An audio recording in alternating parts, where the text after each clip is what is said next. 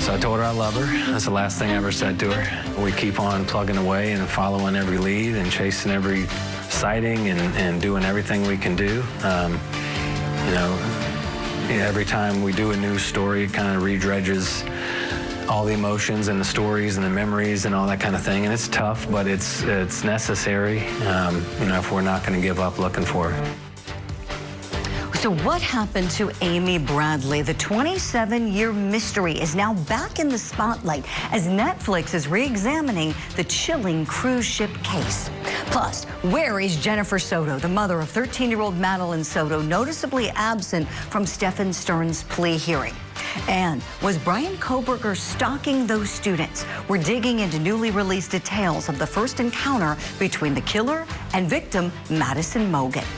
Also this hour, a former WWE star joins us live to talk about the violent attack in the attempted honor killing case. Was it a chokehold that could have killed the daughter? It's all coming up next for you right here on Opening Statements.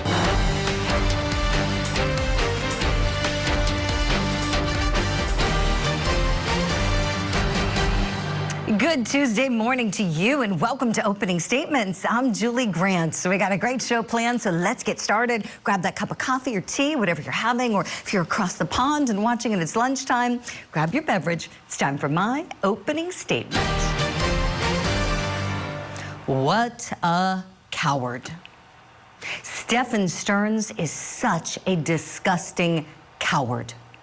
Molested and murdered Madeline Soto and couldn't even bring his sorry self to utter, "I'm guilty" to all of what he did. He pleaded no contest to the homicide. That, of course, has the legal effect of a guilty plea, but Sterns was too much of a coward to say that he was guilty of Madeline's murder. And now that he's locked up for life, the prison should throw away the key. I say let's forget all about that predator coward. And let's focus on another coward, Jennifer Soto. That's right, we have two cowards here. The coward that preyed upon and murdered an innocent child, and his girlfriend, the child's mother, who was apparently too much of a coward to show up at court yesterday. No victim impact statement from her. Where was she? And where was she all of the times that little Madeline was being molested? We know that she allowed her daughter to sleep in the same bed all alone with that sicko. And legally, I think that Florida prosecutors very well may have a criminal case of endangering the welfare of a child to bring against Jennifer Soto. Maybe that's why she wasn't in court. My friends, as they say, birds of a feather flock together. Two big cowards. May little Madeline Soto rest in peace. That's my opening statement. Let me know if you like it. Right now, it's time for your daily docket.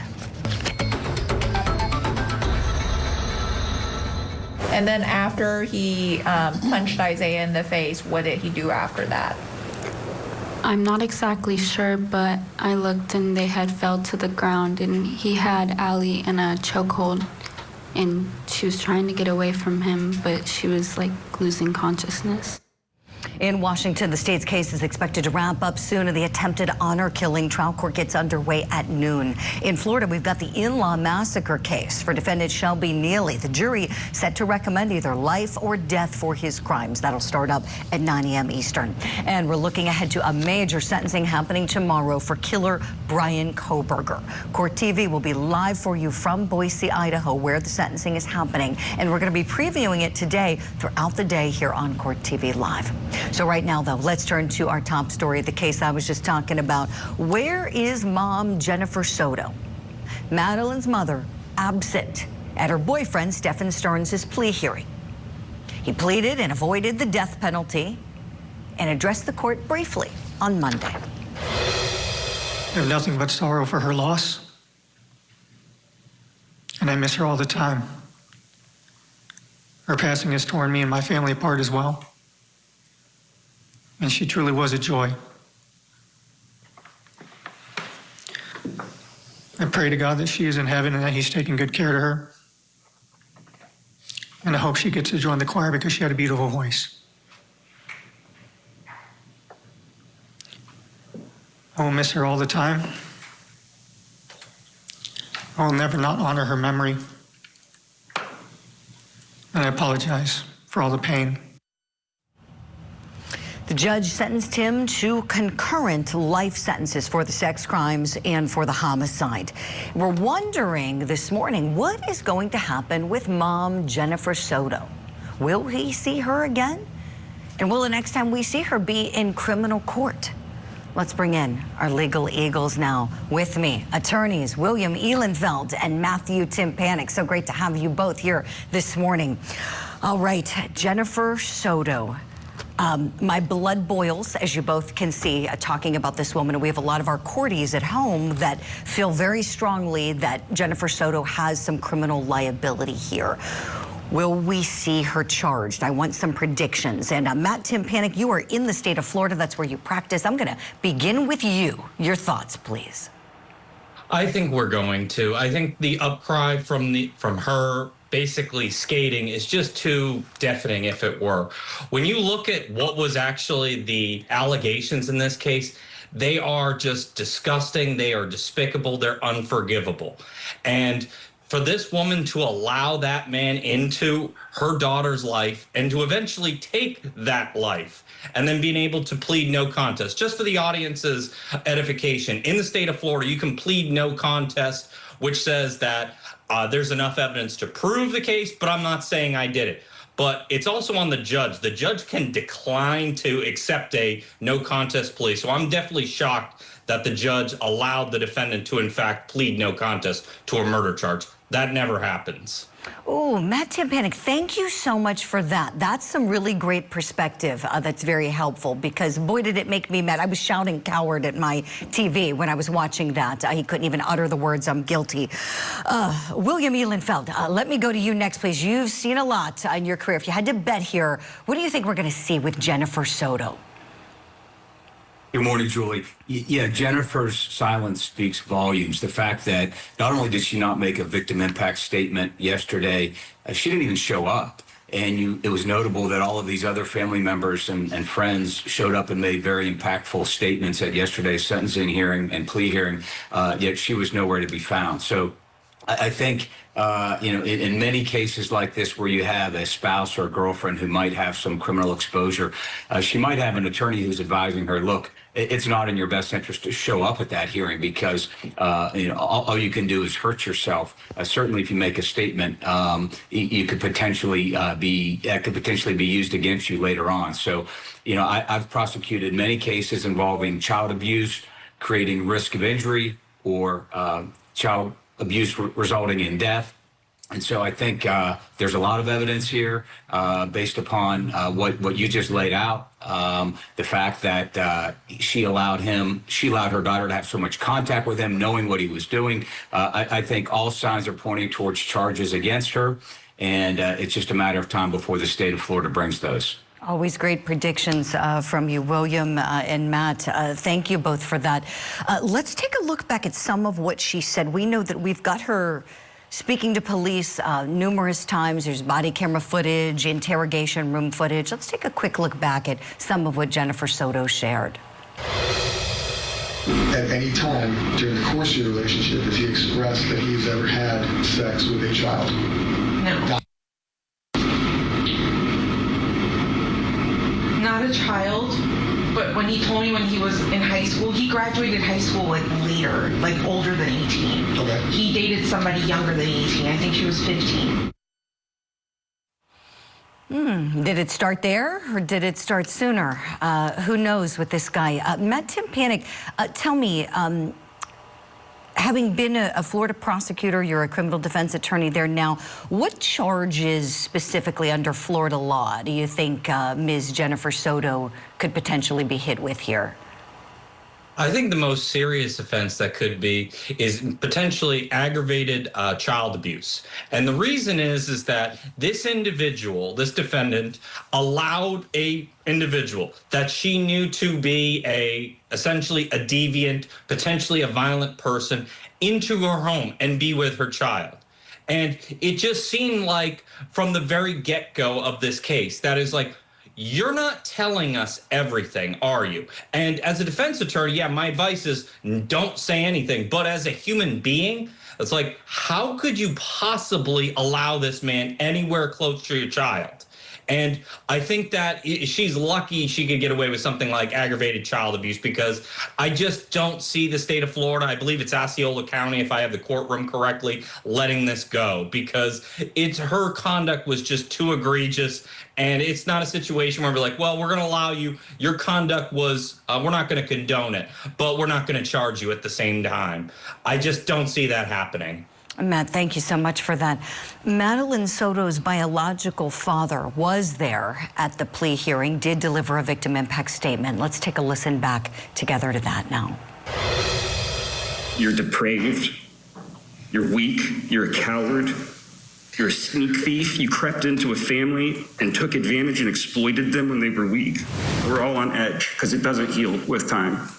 This isn't like other deaths that I've experienced. This just gets worse.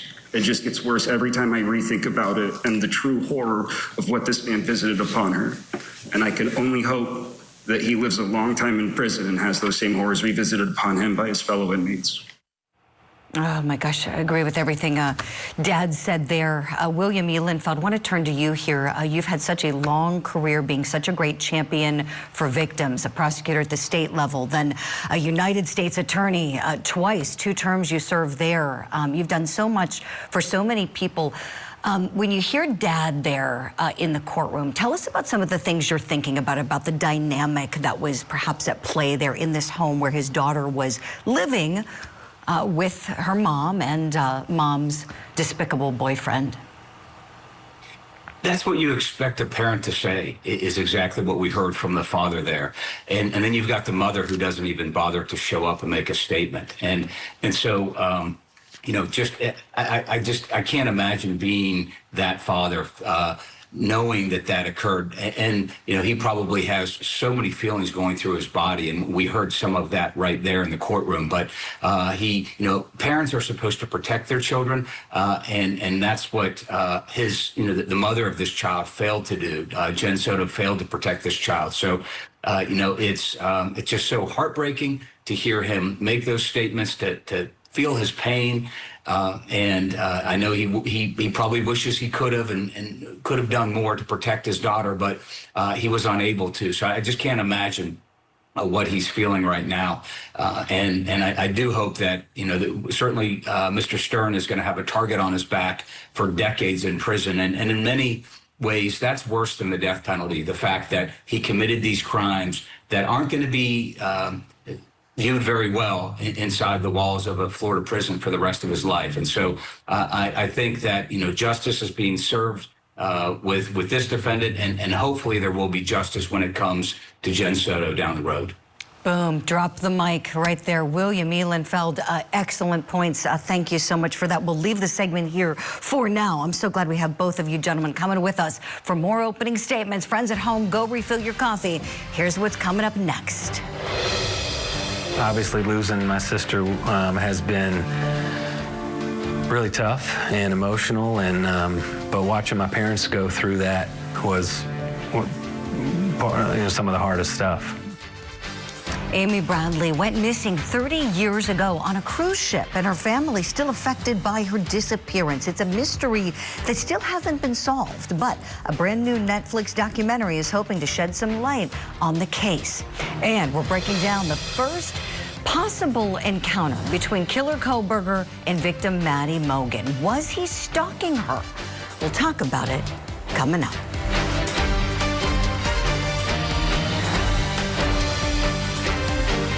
Two parents face a jury over the attempted murder of their own daughter. Court TV takes you inside the trial that's torn a family apart. The attempted honor killing trial. Live coverage today, only on Court TV. Convicted killer Brian Kohberger will learn his fate for murdering 4 Idaho college students and come face to face with the families of his victims. The sentencing of Brian Kohberger, Wednesday morning, only on Court TV.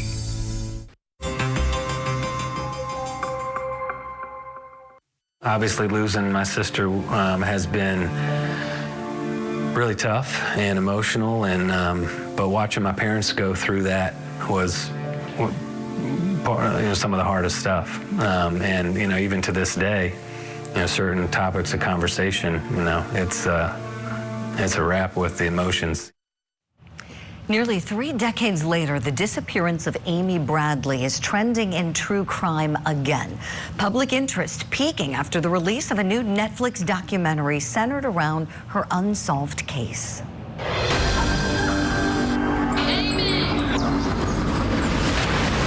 Around 5:30 in the morning, I saw Amy on the balcony. 6 o'clock, woke up again. She wasn't there. He said, I've been looking for Amy, and I can't find her.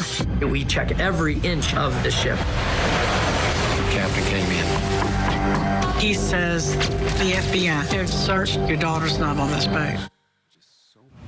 Amy Bradley is missing. Released on the streaming service just last week, the 23-year-old vanishing while cruising with her family near the island of Curacao.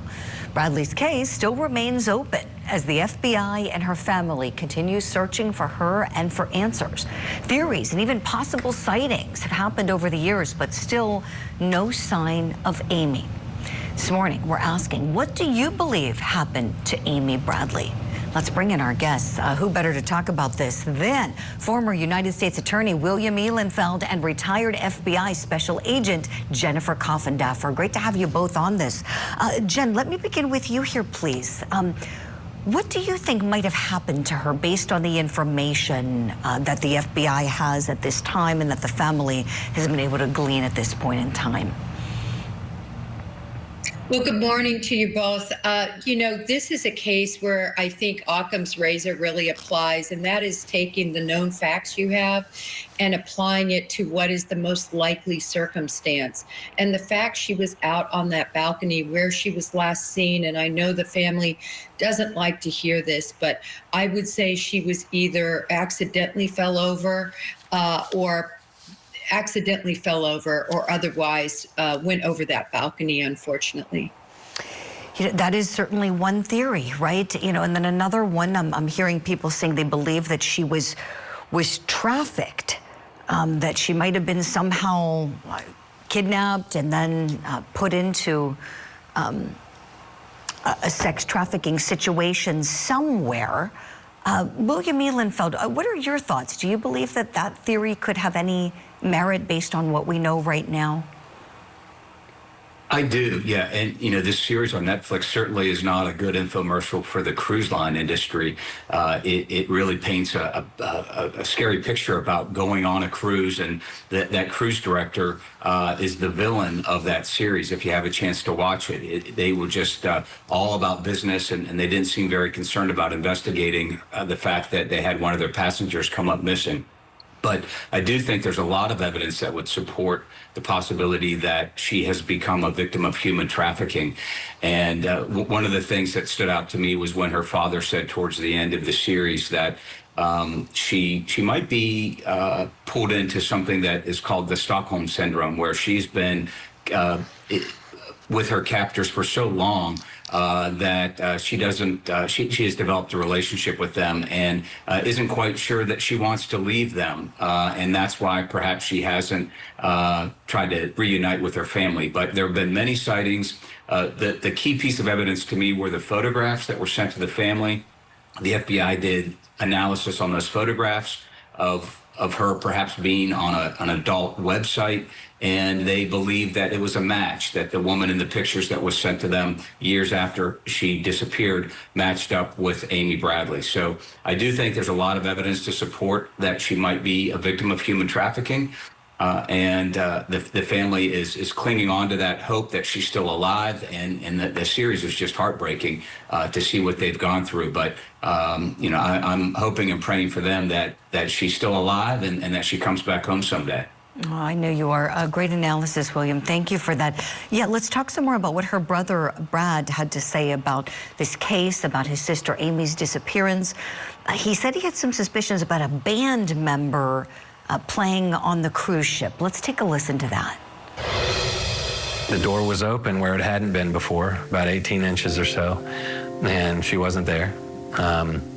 one of the shirt that she had on was laid across one of the chairs in the room. The cruise line's key card system doesn't register when you leave the room. It only registers when you use a key to come back in. I was sitting by the pool on the top deck and, you know, exasperated and kind of in shock and realizing, you know, the reality of what was happening. He came up and the first thing he said to me, and keep in mind this is before any announcements were made publicly, said, "I'm sorry to hear about your sister." So the FBI cleared Ihsan Douglas. That was just one of the many theories connected to this case by many people interested in what might have happened to her. And some reported sightings on the island of Curacao. So what may come next? Because a Netflix series sure sheds light on the case, as you both know, but doesn't change any existing facts unless somebody comes forward with some information and suddenly things change. Where does the case go from here? What do investigators do next, especially that everybody in the court of public opinion is now talking about it? Jen Coffindaffer, what do you say to that, please? Well, I think it will be interesting to see, you know, if there are further steps taken. It's so difficult whenever you have a case that is abroad like this, because the FBI has no jurisdiction without the invitation of Curacao in this particular situation. So even our legal attaches, they are truly liaison, and they can provide resources and help. But at the end of the day, it comes down to the investigation of that particular jurisdiction. Appreciate it, Jen. Okay, so we would need cooperation, you know, from them, the authorities. And what about any information that could be gleaned from the public, or what do you think? Is there any value in maybe trying to go back to anybody else who had been on that ship at this point in time? We're 3 decades later. William Ehlenfeld, ideally, what might you like to see happen in terms of gathering some more information about this case that could possibly help solve things? So, you know, the fact that Netflix has decided to push this series out, and now it's one of the top viewed series on Netflix right now as we sit here today. So there are going to be hundreds of thousands, if not millions of eyes placed upon this story. I didn't know anything about this story until it hit Netflix. And I think that's the case for many people. So I think the best hope is that it's going to generate interest in the case, and it's going to raise the visibility of the case, and that people are going to become familiar with it, what she looks like, what she might look like today. They've done the manipulation with the photos so that the public knows what she might look like today. And I think the best hope is that somebody sees her and calls in and provides a tip. So I don't know that it's someone who was on the cruise ship with her decades ago. I think it's someone who sees her today and picks up the phone and makes a call and says that they've seen her. Of course, the other side of that is if she truly is being held in captive, her captors may be extra cautious and not let her see the light of day because there's so much attention being paid to this case now. So it kind of cuts both ways. But hopefully, because of the great attention being paid to this case, thanks to Netflix elevating this story, there might be someone who picks up the phone and calls the FBI, and then something can be done about it. Yeah, but you really hope that happens, don't you? I need to watch this series. I had hoped to watch it last night and wasn't able to, but gosh, after this conversation, really want to dig in some more. And let's talk about it again. You both have such great insight and analysis to offer. William Ehlenfeld, Jennifer Coffindaffer, thank you both kindly. Let's hit a break. When we come back, we're going to take a look at the final moments of the Idaho college students' lives before they were taken, and the potential first encounter between Brian Kohberger and Madison Mogen. Was the father's chokehold on his daughter attempted murder under the law? Well, we're bringing in a Harvard Law graduate who's also a former WWE star to weigh in on this event.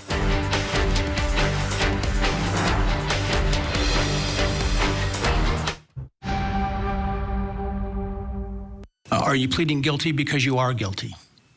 Yes. And Mr. Kohlberg, you understand that by entering the guilty plea in this case, you would be giving up your right to appeal any decision this court made, as well as your sentence. Yes. This morning, we keep the spotlight on the case of the Idaho 4 student murders, as tomorrow, Bryan Kohberger is going to receive his sentence. And it may be the last time we see him in court. And many people still trying to put together the pieces of the puzzle. Did he set his sights on those 4 beautiful University of Idaho students? Well, we know that the night of the murders, Kaylee Gonsalves and Maddie Mogan visited the Corner Bar, which is a food truck just outside. And within walking distance was the Mad Greek restaurant where both of the girls worked.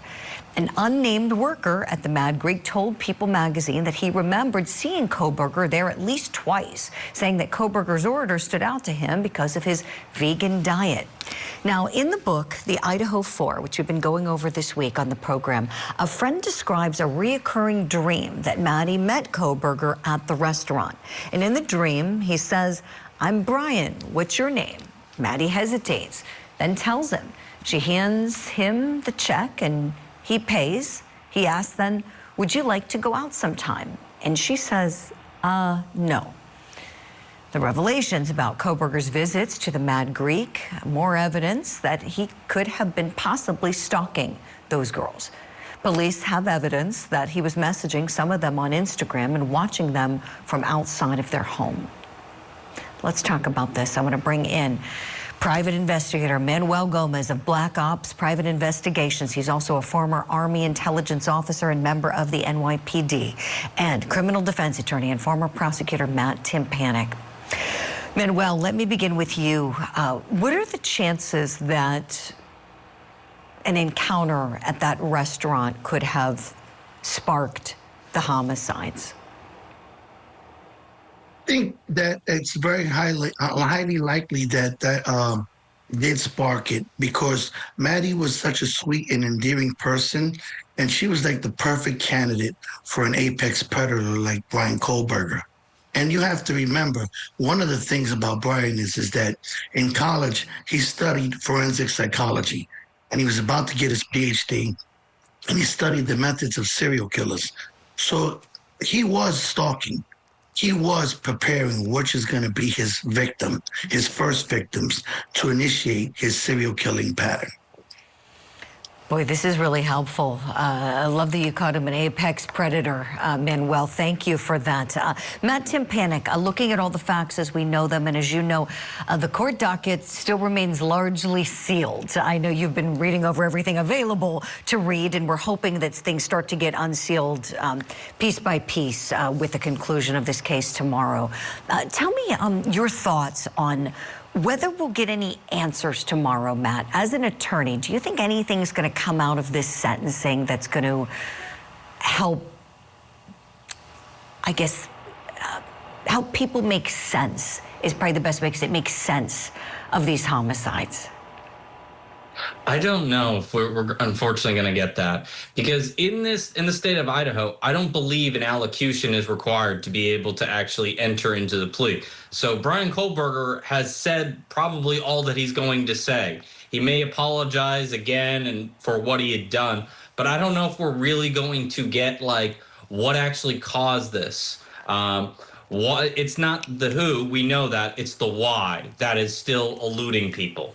And I definitely think that the law enforcement appeared to have the theory that she was, Kohberger was apparently stalking one of the victims, and potentially the other witnesses might have, the other victims, I should say, were maybe collateral damage. But we don't know that. And it's really unfortunate that they're never going to be able to potentially know why Bryan Kohberger ended their lives, and their family be able to get that closure. They're always going to be left wondering why. And I don't know. I think that's definitely something that's going to be weighing tomorrow. Hopefully there is closure, but I'm not holding out hope, unfortunately. Mm-hmm. Right, Matt. No, thank you for that. Manuel, you know, we love on this program to ask you for safety advice, and I think a lot of people are just so disgusted, fearful, just chilled by these details of this guy preying upon these students. And when we think about maybe he was watching them from outside of their house, that there seems to be some evidence of that he may have been very aware of which room these girls were living in this home, and he's coming by at night. Share with us some safety information, if you would, please, Manuel. What are some of the things we can all think about to stay safer from predators like Bryan Kohberger? Well, one of the things that I recommend to a lot of my clients, Shakespeare said, the pen is mightier than a sword. And I recommend a tactical assault pen for most women to carry. They cost about $35. They're sold by a company called Uzi. And you can use it as a weapon. You can use it to write, and they're legal to carry in any state. Also recommend for women to, get a spy watch if you feel like you're being stalked, so you can catch it on video. 99% of the times, Julie, when women report that they're being stalking, 99% of my cases, the police take no action and they do not listen to them. And this happens to beautiful women across the United States. For the past 12 years, I've had over 200 cases where women have been stalked and the police took no action. Again, Bryan Kohberger studied forensics. He knew about the patterns of serial killers. He knew what he was doing. And the one thing I hope, like the colleague said about tomorrow, that maybe there's nothing's going to happen. But when they give the victim impact statements, I hope the judges reverses this plea and makes him go to trial, because Bryan Kohberger is a poster child for the death penalty. We don't need a monster like this in our society. Manuel, I know a lot of people feel the way you do, and you just said it. I know the Gonsalveses were disgusted by it, they were sick about it, that this plea was negotiated, a negotiated plea with those prosecutors in Idaho. And let's talk about that legally. Legally, Matt Tepanek, is there any way you could see anything falling apart at this point, or is it a done deal? The only thing I could potentially see is if the judge decides that not to accept the plea, because the defendant has pled guilty. But remember, the judge still has to impose the sentence. He has to decide that, okay, I'm going to accept it. Plea bargains are not binding on the court. They are just often a formality, because judges' dockets are usually so outrageous that they have to move cases. This is not every case. That said, I just don't know if when a judge takes a plea and they are understanding that the state has made the determination that this is what they want to do, and the judge, usually it's like, all right, if they're willing to do this, they have to have some kind of reason. It could be to spare the families of all the gruesome details. It could be to hedge against a potential conspiracy argument from the defense. It could be a potential motion to suppress that they're worried about with the DNA from the that they found from the ancestry results. All of that, and the judge, it's in their best interest to usually just accept it. Is it possible they reject it? Yes, but is it likely? No. Great insight and analysis from you both. Thank you kindly. Matt Tepanek, Manuel Gomez, really appreciate it. Coming up next here on Opening Statements.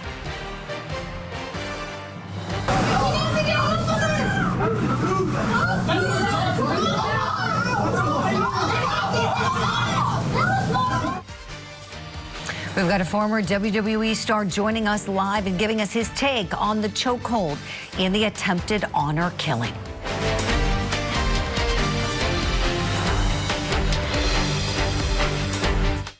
Week. Previewing this week's sentencing in the Idaho student murders case. Plus, we're getting you ready for the day's testimony in the attempted honor killing trial. Opening Statements with Julie Grant. Mornings at 8/7 Central on Court TV.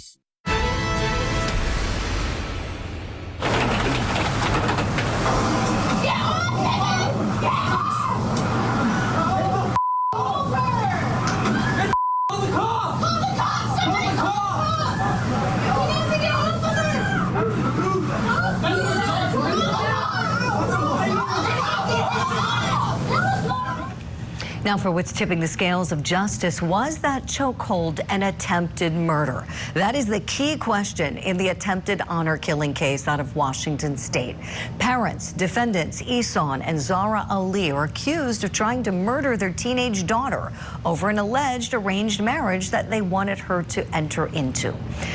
A key piece of evidence, the bus surveillance video of that violent attack. You can see it here on your screen. We've slowed it down for you. This happened near Fatima's former school. You can see in the video Fatima, her father, and her boyfriend Isaiah. So legally, was that chokehold attempted murder? That's what the jury is going to have to decide. And will this video tip the scales of justice?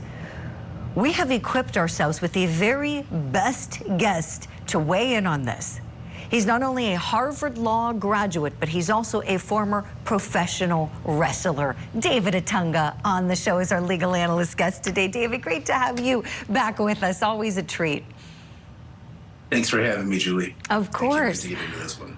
You really have such unique skill sets. I'm sure you hear that all the time. You know, to be a practicing lawyer and then also somebody, I'm sure you could get in the ring today and put on a fierce performance. You're in such great shape and you've done chokeholds in the ring. And so walk us through what you think is going on here in this real life situation that, thank goodness, did not result in the death of Fatima Ali. Yeah, thankfully, this chaotic situation did not result in death because that was what's going to happen next. Now, there's different kind of chokes. In wrestling, there's a headlock. A headlock, you know, is the forearm like across the side of the head. That could be used to incapacitate somebody. Then you have what people think of as like your regular choke where somebody compresses your neck and your trachea. Now, what this gentleman used, Fatima's father, is called a rear naked choke or a blood choke, which is kind of like what the sleeper hold is, where your arm comes around and it actually cuts off both carotid arteries. And so why this is called a blood choke is it stops the blood flow to your brain, and somebody can lose consciousness pretty quickly.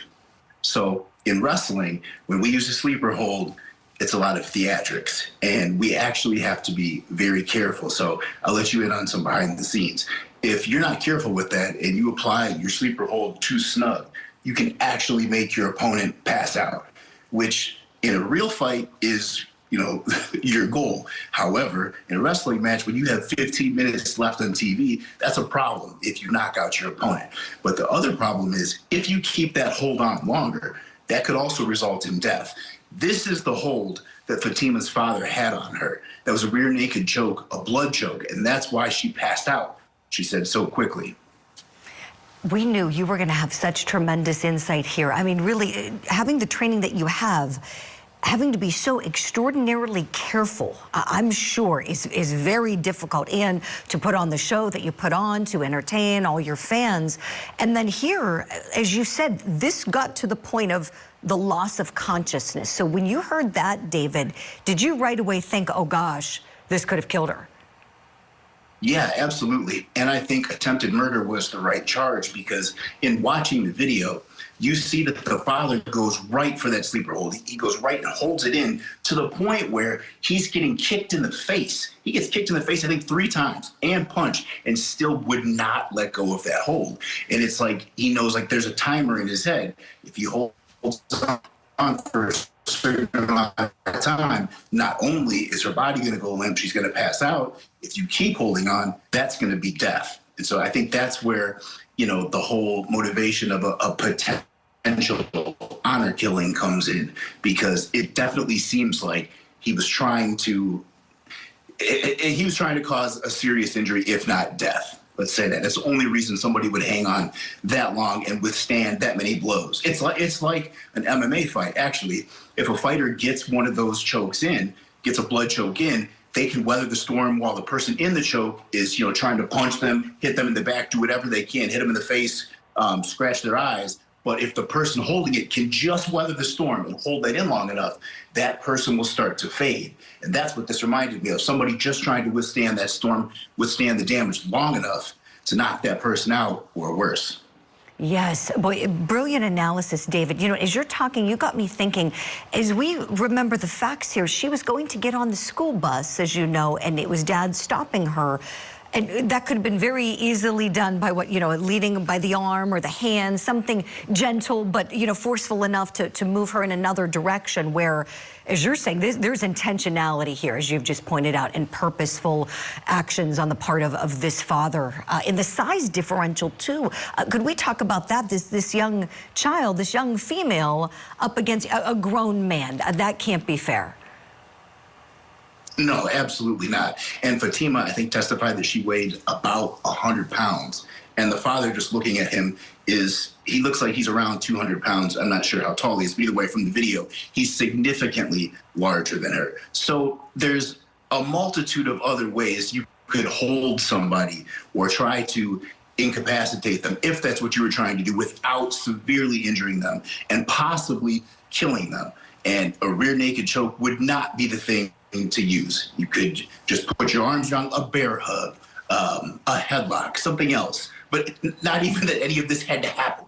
There's way many other options that you could use that would not be this dangerous. So this definitely looks like there is malice involved here. David, you're so right. This is just awful.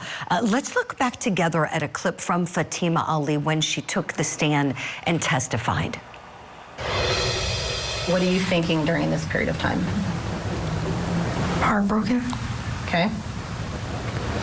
By what? For what my dad did. Okay. Did you have any fear? Yes. About what? Of dying. Oh, my. David, I really want to tap into your legal expertise now. So looking at this witness, the state's witness, your thoughts on whether the state of Washington can get there and successfully meet their burden of proof to prove attempted homicide? I really think they can. I mean, even just that little soundbite, like she feared for her death and she was going out and she eventually did lose consciousness. And it really is heartbreaking to hear this young lady who obviously is torn. I mean, these are her parents. She loves them. Yet at the same time, they did try to kill her. And that's how she interpreted this. And I mean, this was a very dangerous situation. Like, she's not off base with that. And I think this video is strong enough proof. I mean, this shows somebody who is determined to incapacitate, this little girl or worse. And it just shows how chaotic it was and how many people it took to get the father to finally release. Because that's the other thing. He took a lot of damage, withstood a lot, and would not let go of that choke. And furthermore, I really don't understand what the defense is. I mean, I'm sorry, I've sat through this. I've listened to both opening statements. I'm not even really sure what the defense's theory, either one of them, what the theory of the case is, because it's right here. They caught you red-handed, and it would just come down to intent. But if the intent wasn't to kill or seriously injure, I don't know what it was. They're going to have to be very creative with this one, because I just don't see how they're going to explain this away. Brilliant insight from you, as always. David Atunga, thank you so much for lending us your expertise in the ring and in the area of law. We appreciate you so much. Take good care, and we'll see you soon.